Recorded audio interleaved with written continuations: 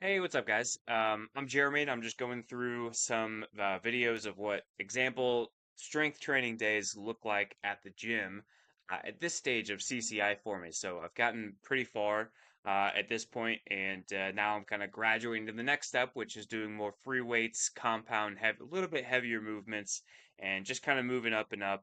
And first things, I'm not a physician or a physical therapist or anything like that. I'm not a clinician of any kind. And so this isn't medical advice. You'd want to talk with a physical therapist and your physician before you take on, even something simple like walking or range of motion exercises if you have CCI. And the reason why I say that is because, if you're bedridden and you're really jacked up right now in a neck brace or whatever, and you think like, oh, I just gotta do what I'm about to show you, and then I'll be all better.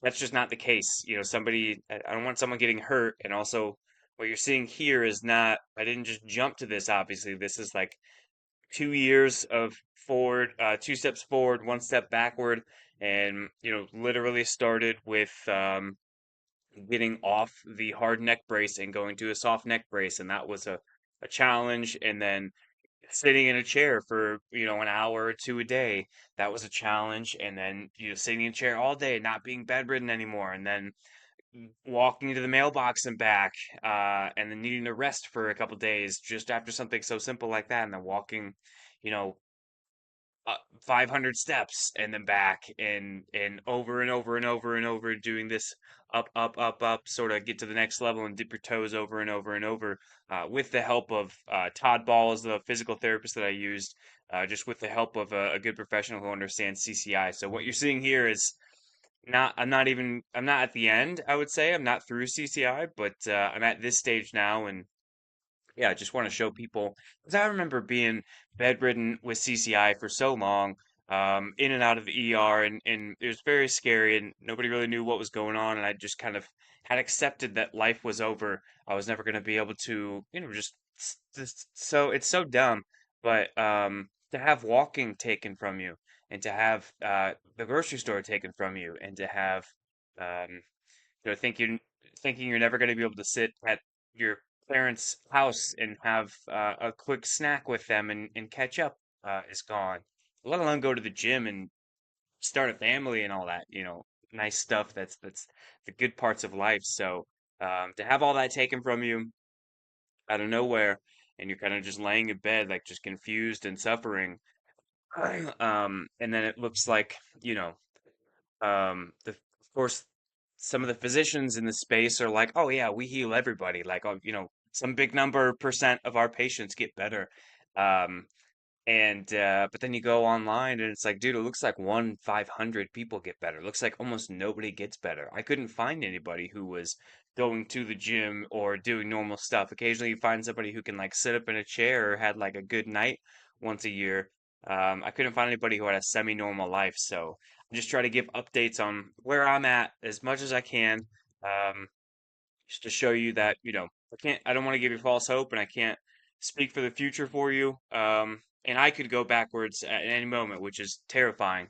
But there is some potential to heal if you get the right action plan and, take the right steps and such. And, just try to be a good example of that. Because if anything, seeing this hopefully helps your mental health. And stop some of that doom spiraling. So that's the point of showing all this stuff. And I still do go backwards. Still 2 steps forward, 1 step backwards. I imagine it'll be like that for quite some time. So, anyways, here is a back day. So I use this app called FitNotes on Android. It's free, and it will I track every single set that I do. So every time that I lift that weight up, I put how much weight that was and how many reps I did every single time. Really good habit to do that for any sort of PT, any sort of lifting, any sort of walking. I use a step app on my phone, and for one, for two or three reasons. The big one is that you want to know what you did last time, and then figure out that way you can kind of figure out like, how do I add, 2% this time, or am I ready to add 2% this time? If I've been doing the same weight for the last 2 weeks and it's felt totally fine, no problems. In my mind, I typically want to add 5, 10% or so, and kind of test the water. And you can only do that if you know what you did the last couple of weeks. And then for two, Um, if I get injured, if I feel like complete dog crap at one point, I want to know what I did yesterday and what was that. And so that way I can recover, and then the next week I can try to make a decision on what did it, what was the thing that got me, and maybe reduce that.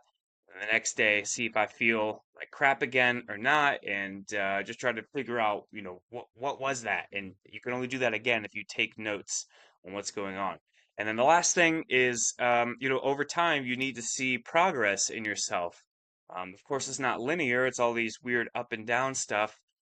Two steps forward, one steps back, like I said, but you do need to see over time that you are progressing because that will motivate you so much to know that, like, oh, I am on the right track. And I had several of those today. So on FitNotes, when you get like a new personal record or new PR, it'll give you this little trophy, which is cool. And I had multiples of those today. There were a couple things today that I remember 6, 7 months ago that I tried, and not only could I not do it, but the symptoms freaked me out, and I would leave the gym. It was that bad. Um, couldn't even come close to some of these lifts, and today I was able to do some of those, so it's pretty cool. So let's dig into that. So I always start with a warm up. Yesterday, I cycled to the gym. It's 15 minutes or so. And then when I get in the gym, when I get in the doors, if I'm doing any sort of upper body day, I'm gonna do some swings and do some shrugs and just kind of like I'll do this for a couple of minutes, kind of just mess on my phone and just stand there in the mirror and get all the cracks and stuff out. And when it comes to neck warm up, I always warm the neck up as well these days. And I'll do 5 range of motion, um, head nods, turns, tilts, and rotations. And then I'll start super light. And so I'm like triple warmed up by the time I hit anything on the machines or any sort of strength stuff, just to be extra, extra careful. So I started off with T-bar row. So this is like a chest support, and then you grab the handles, and then you put a weight plate on the front. Um, Started off with no weight, and then put 25 on, and then 45 on, and was able to hit it, I think like 20 times or so. So definitely getting a little stronger. Right now I'm just switching from Planet Fitness to LA Fitness, which is a little bit more serious of a gym with more free weights, heavier compound stuff as opposed to machines. And for the next, probably this first month, I'll be laying sort of a foundation of just trying to kick some stuff on before I actually start trying to push it. If I ever do, I don't really care about being super strong at this point, but I would like to be stronger. Then I moved on to easy bar curls. So the barbell is flat, and the easy bar has a little bit of a Z to it, and you can see that right here. It's got a little bit of a bend. It's a little bit easier on your wrist. So if you're using the barbell like this, or you're trying to do curls, if you're doing super light, it's probably not gonna matter.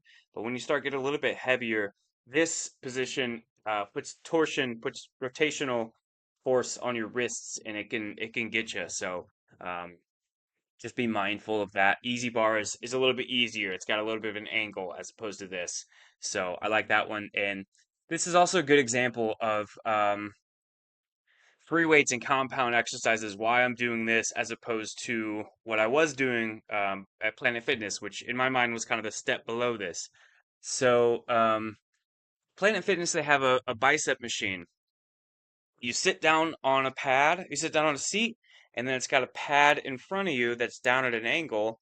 You put your arm on it, and then you grab a handle, and that's attached to a machine with weights, and you just pull like this. And like I can like turn my head and like move my back. It doesn't really make a big difference to what's going on here.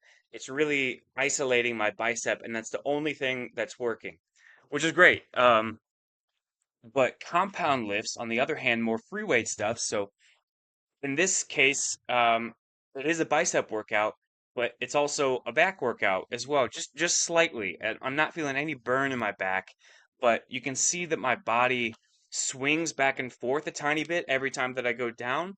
And the reason why is that, see, I swing just a tiny bit right there, just a little bit.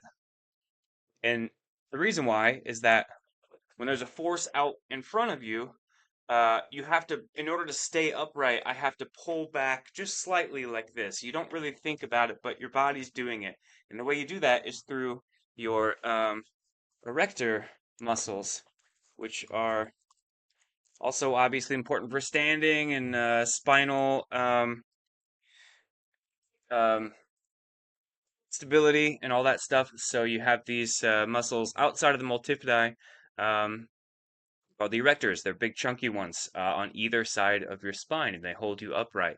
And that's pretty much that. The traps, I'm sure you use the multifidi as well.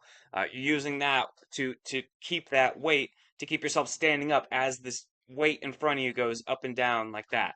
So killing a couple birds with one stone here, and hopefully it works. So far it hasn't been bad. So, anyways, did bicep curl, um, did 4 sets. I think the last one I did like 50 pounds for something, and then I did shrugs.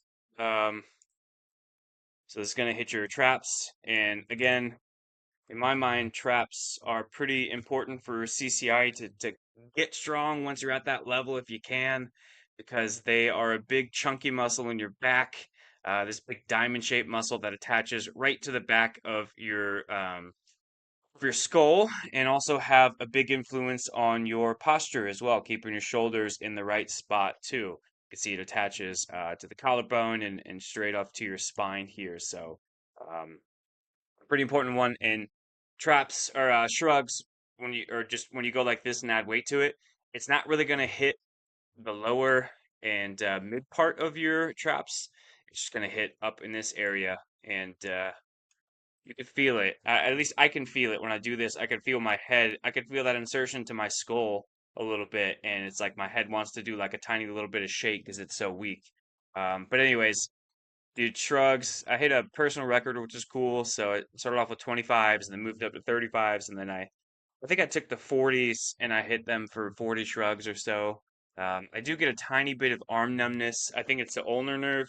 It goes to your tricep, down to the pad of your hand here. But I'm not too concerned. It's pretty fleeting, I would say. It's usually when I dump too much weight on my shoulders. And here's a good example of building up. So hopefully one day I could do pull-ups again. I don't really care that much. It would be nice to just be not limited, I guess. But I'm not there yet. So the way I've built up to free weight versions of exercises is I've started off with something after I was able to walk and move and gone through PT, and I started at Planet Fitness. Started with those really isolating exercises, like I mentioned, between the standing easy bar curl and the machine bicep curl. I started off with pretty much all isolating movements, and the way that I hope one day I can do pull-ups. Again, it doesn't really matter that much, but the way I'm starting is I start off with a more isolated movement that mimics that, and that would be a lat pull down machine. So it's got my knees locked in right here in a pad, and I just pull this down. It goes on one plane of motion on one track like that.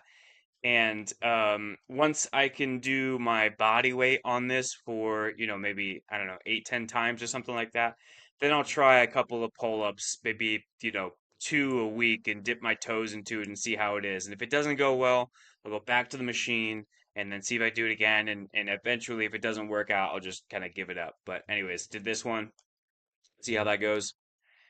Then an interesting one is I have this symptom. I don't know how to describe it very well, and I really, really wonder what is going on with this one. So I get this kind of like weird dancing deer leg sort of thing where it's like I'll be walking and my legs, they don't give out, but they kind of, it's like my torso and the lower part, my lower body kind of like disconnect a little bit, and it's kind of like it needs to reset itself, and it's scary when it happens. I'm just walking around the gym or the grocery store or walking around my house, but usually when I rest for a second it goes away. But interestingly enough, I found through some x-rays that my hips were uneven last summer or so. So off by, 8 millimeters, which is kind of significant. It's not good. And the this is a tricky one, but this is at a CBP, a chiropractic biophysics place, and their thought was they wanted to do a foot orthotic to raise the foot up and push that hip up while I didn't do that. I thought maybe that wasn't a good idea. I didn't really see any good studies on that one, so I skipped that. And then I actually went the other direction. I went to Nuka, where they adjusted from the top. They adjusted the atlas, and that is supposed to make your uneven spine start to straighten out and pull the hips up. And that seems to have worked. I haven't redone the hip thing, the hip x-ray after Nuka, but we do that hip measurement thing on the anatometer, and it seems to have gone down, which is great. So hopefully I picked right. But what I wonder is that like if at times my hips go back to that for a second and then go back to normal, and they're trying to figure out which way is up and which way should be, which should that natural position be. And also I can't tell if it's that or if it's just some weakness from right here to here somewhere in this area. Something's weak or dysfunctional or all the above. There's a lot of weird muscles in that area that attach your kind of like your back to your hips, like your QL muscle right here. It's kind of deep to your obliques. It's going to attach right on the back of your hip to your rib cage, and you've got like psoas muscle and all kinds of just weird goodies in here that attach your hips to your spine and stuff like that. So, after being bedridden for so long and not moving at all, and then being housebound for like a year, I could only imagine that this whole area is just so dysfunctional. So, anyways, this was a nice one because I've been trying to address that, and do, the way I was trying was side bends. So I would use no weight, and my hips stay level with the ground, and I just move my torso over like this, no weight at all. But even with no weight, like 6, 7 months ago, I would do that, but the side of my neck could not handle that angle. It was just instant tinnitus, instant vertigo, and if I was at the gym when I did this, I would be gone right away. And no weight at all. Not barely putting any stress on there at all. So it's taken some time to build up those side neck muscles and kind of get that natural neck brace to me again, to where I can handle things like this. And I tried it a couple weeks ago. I tried it last week. Both went fine, so I upped it today. This is after a ton of warm-ups and kind of just really testing the water, but excuse me, but I was able to handle the 45-pound plate for 8 reps or so. And this was yesterday. I thought maybe today I wake up feeling like absolute crap. I'm a little tired, but nothing bad is going on today. So hopefully that's a new sort of milestone. And then a couple other interesting ones. So I did high row, which is pretty straightforward. It's just the handles up here. You just pull down. It really hits your lats, which are a little bit important for moving around and stuff. I'm just trying to get generally all strong. But the pretty interesting thing was I've been kind of just testing the waters on deadlifting and such. And you can deadlift in a couple different ways. You can deadlift with the dumbbells, you can deadlift with the barbell, which looks like this. So again, it's just that flat bar. Or you can do what I've been doing, and actually maybe you should never deadlift if you have CCI. That would probably be good advice. This is the most dangerous lift in the gym, even if you don't have CCI. This is where people get injured the most. So actually, I wouldn't do this, but I just want to show you anyways. I've used the hex bar. So instead of your arms out in front of you, your arms are next to you on the side. It's just a lot more natural that way, and it's going to hit your glutes a little bit more too, as opposed to I feel it hit my traps a little bit less and more of my glutes. So, been testing this, and the thought for me, the reason why I'm going with this dangerous lift is for one, I'm not Mr. Cool Guy or Mr. Super Strong Guy, but I did play D1 sports a little bit, and I started working out when I was very young. I've been regularly working out since I was, 13, 14 years old. So I generally know what I'm doing. I generally know how to be safe. And the thought is, when you deadlift, you're making it hard to stand up. You're adding weight to the standing up part motion. Um, you're making it difficult to stand up. So you're using those stand up muscles. And the thought for me, at least, is if you challenge those stand up muscles, you add some resistance to that over time, hopefully those stand up muscles become nice and juicy and strong. And now standing up becomes easier. That's kind of the point of working out is you make it difficult to do that movement. You put force on it to make it very difficult. You force the body to adapt to that, and that's how you become stronger. But again, safety is a critical concern, and I don't think anybody should do this. But I was able to do 135 for 10 reps, a couple of sets, which is nice. Felt pretty good. I could feel the lower back waking up for sure. I don't think I'll push this sort of thing, just kind of, again, just waking things up. This is going to hit all your posterior chain. It hits everything from like calves, hamstrings, butt, back, even neck, and all that stuff. So, felt good to do that. Then I did a little bit of abs on whatever this thing is. It's like a medicine ball machine thing, leg lifts, and then a little bit of preacher curls.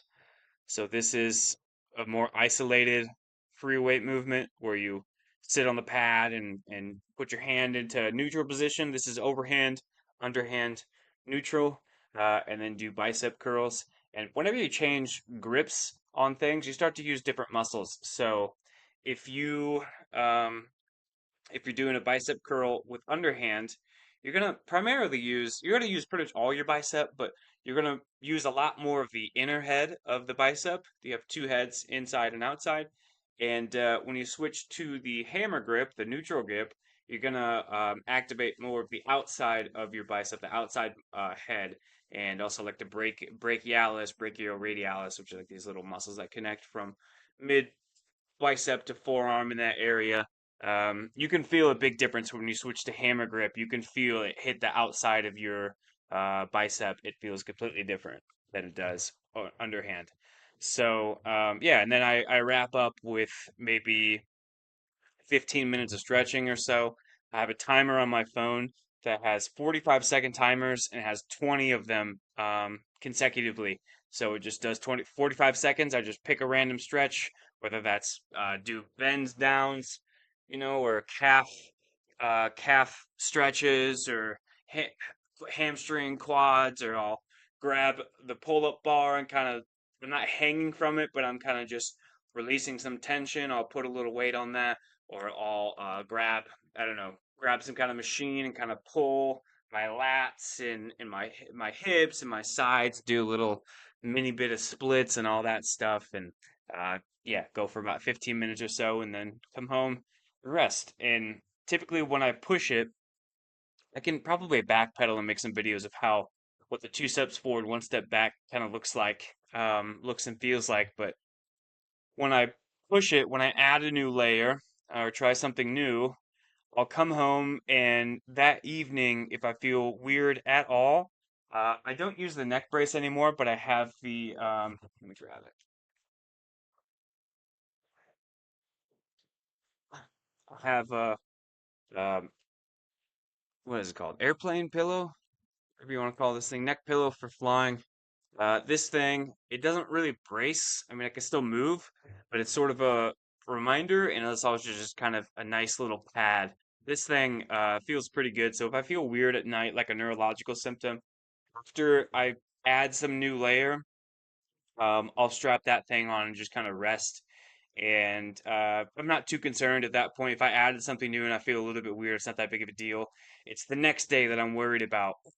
Um, if I wake up in a lot of pain or I wake up with something really weird happening, and then seeing how long that sort of little mini flare up lasts. If it lasts a couple days, then obviously I did something very wrong. But if I just wake up and I'm a little bit sore, especially in the early days where I add something new and big to the equation, then I don't know. It just depends. I go off feel.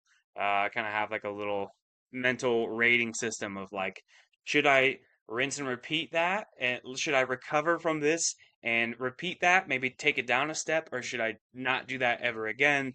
Um, just it just depends on how I feel and what goes on, especially that next day and the day after that. So that's it. That's the poll day, and maybe I can make some videos. I'll backpedal and start from hard neck brace, bedridden, in and out of the ER, trying to figure out what the hell is going on. Up to the first step, and then second step, and then third step. I'll at some point soon I'll backpedal and talk about all that, what that's looked like and felt like, and how I got there. So again, not medical advice, and you don't want to copy any of this stuff, but just want to hopefully this helps your mental state a little bit, knowing that there's at least there's somebody out there who has kind of healed and gotten semi-functional. Because I could have absolutely used videos like this when I first started, when it was like, oh my God, like it's over. When it's maybe it's not. There's at least a chance that you can get better. So good luck.